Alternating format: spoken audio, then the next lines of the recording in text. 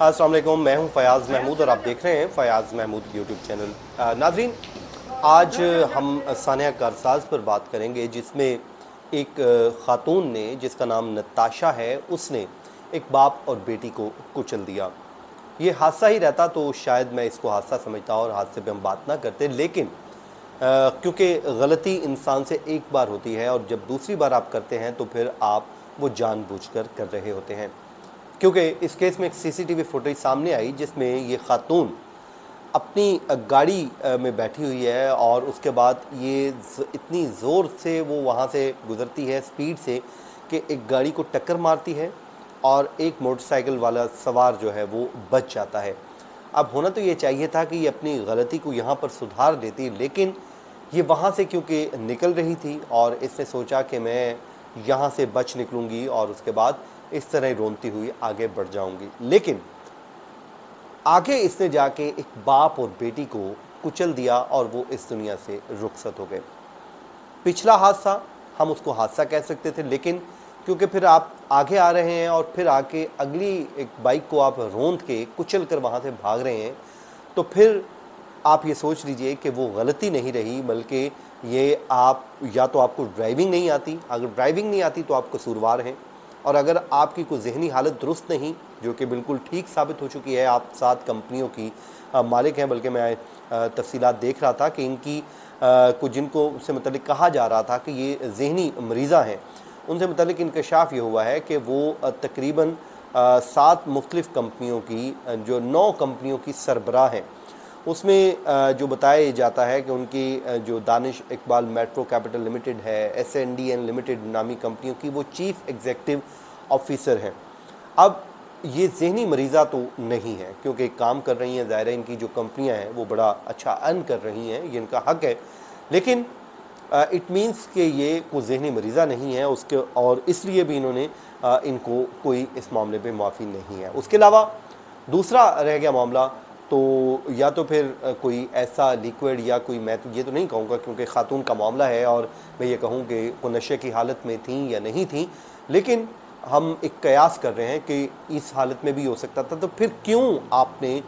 कुचल दिया जब आप पीछे एक हादसे का शिकार हो रही हैं और वहाँ से आप रुकने के बजाय भाग रही हैं। हालांकि आप वहीं पे रुक जाती तो आपका जो आगे वाला मसला है वो बनता ही ना। बहरहाल ये आपसे हो गया, इनसे हुआ और उसके बाद ये मामला चल गया। अगले व्लॉग में मैं आपको ये भी बताऊंगा कि वो जो विक्ट्री निशान से मतलब एक वीडियो वायरल हो रही है उसकी क्या हकीकत है, क्या वो वाकई कोर्ट रूम के सामने ऐसा किया गया है या नहीं, इस पे हम आगे चल के बात करेंगे नेक्स्ट व्लॉग में। लेकिन हम बात कर रहे हैं इस वक्त आमिना आरिफ की, जो इस दुनिया में मौजूद नहीं है। और आमिना आरिफ वो लड़की है जिसके वालिद ने पापड़ बेच बेच कर अपनी इस बेटी को पढ़ाया, पूरी फैमिली ने स्ट्रगल की और उसके बाद अभी उसने नौकरी का आगाज़ किया था और बिज़नेस की डिग्री हासिल करने के लिए वो एक निजी यूनिवर्सिटी में तालीम हासिल कर रही थी। इससे कबल जो है उनकी एक पोस्ट शेयर की गई है जो फेसबुक पर, और वो पोस्ट जो है गुज़श्ता बरस की पोस्ट है जो फेसबुक पर शेयर की गई है।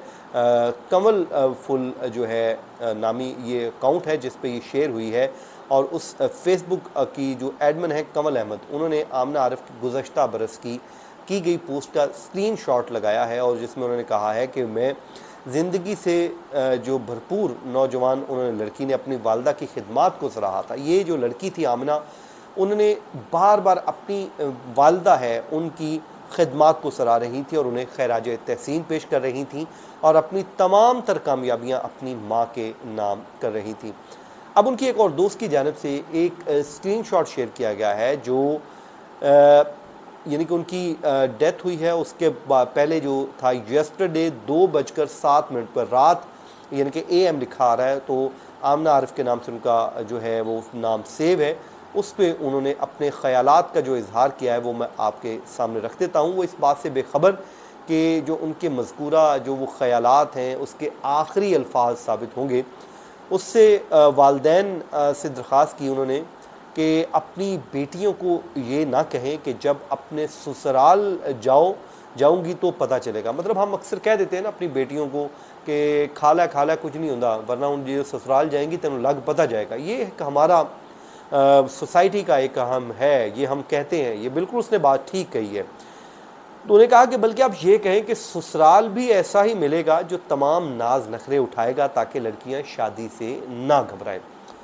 मतलब आप देखें वो स्टूडेंट है और उसकी सोच कितनी वसी है, वो कितना ज़बरदस्त सोचती है। वो कह रही है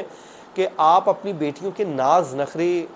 उठाएं और उनको ये कहें कि तुम्हें ससुराल भी ऐसा ही मिलेगा जो तुम्हारे नाज नखरे उठाएगा, बल्कि उन्हें डराए ना ताकि वो शादी से ना घबराएं। अब अक्सर ये हमारे अब एक रीत रवाज बन चुका है कि अक्सर ख़वातीन या लड़कियां वो शादी से घबराती हैं, वो अकेले रहना पसंद करती हैं, क्योंकि हमारी सोसाइटी में जो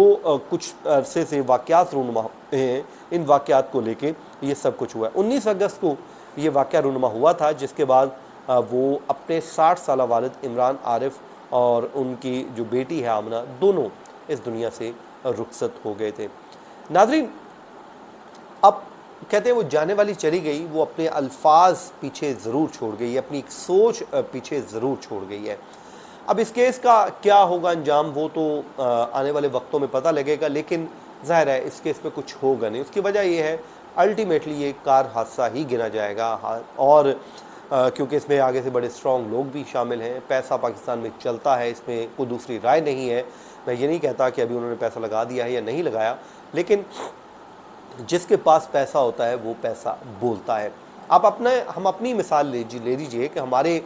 जब फैमिली में कोई अमीर ज़्यादा या हमारा कोई अमीर दोस्त या हमारा कोई फैमिली में जो रिच आदमी है वो हमारे घर आता है, जो हम लोगों के घरों में आता है, तो हम उसकी आव भगत करते हैं, शीशे वाला गिलास निकालते हैं, अच्छी प्लेटें ढूंढते हैं, साफ़ सुथरे चम्मच निकालते हैं, डस्टिंग करते हैं, ईच एंड एवरीथिंग, क्योंकि एक अमीर आदमी घर पे आ रहा होता है। जब कोई गरीब आदमी हमारे घर पे आता है,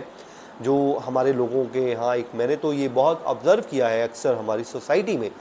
तो उससे पूछा जा रहा होता है कि हाँ जी की खाएंगा। मतलब उसके आने से पहले एक पूरा माहौल क्रिएट कर दिया गया, क्योंकि वह अमीर है और गरीब आदमी आया तो उससे सिर्फ पूछा जा रहा है चाय पियोगे या ठंडा। मतलब ये हमारी एक सोसाइटी का अलमिया है। तो मैं इसी पर्सपेक्टिव में बात कर रहा हूँ कि वो ज़ाहिर खातून अमीर खातून है, और वो जब हमारे सिस्टम में जाती है तो सिस्टम भी उसकी आव भगत करता है।